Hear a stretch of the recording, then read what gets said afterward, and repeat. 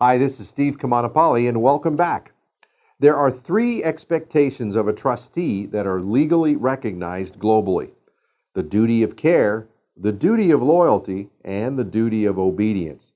Before we get into that, let's review what a fiduciary is. It's a person who stands in a special relationship of trust, confidence, or responsibility regarding certain obligations to others. That's your role as a board member. Now, the duty of care describes the level of competence that is expected of a board member. Historically, there have been a debate. The debate is as to whether or not the standard of care for a nonprofit organization and a commercial organization should differ. Today, the consensus is the standard of care should be the same for both sectors. As to how to describe what that standard is, the typical definition is that the care of an ordinary, prudent person would exercise in a position of a similar circumstance. In the West, directors of nonprofits are regarded by the law as fiduciaries, and the term fiduciary comes from Roman law.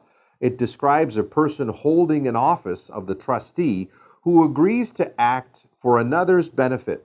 In this case, the nonprofit and the stakeholders it represents. Now, a fiduciary is expected to occupy their office, listen to me, with scrupulous good faith, candor, and care.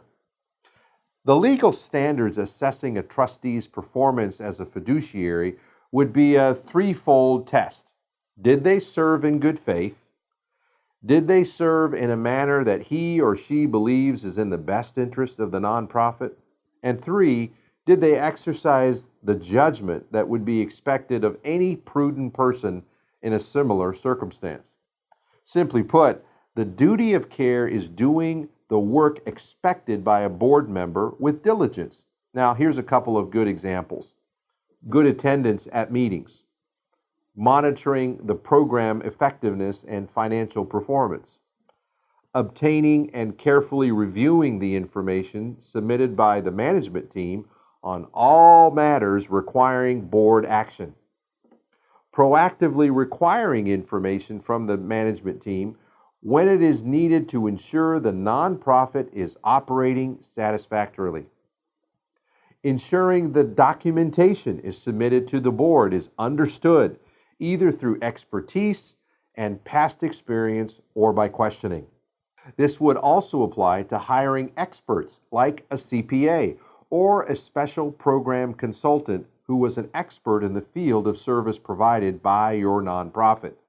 The law would feel that if there were a technical issue beyond the expertise of the board or board member, a prudent person would seek expert counsel and rely on that counsel if convinced it was credible.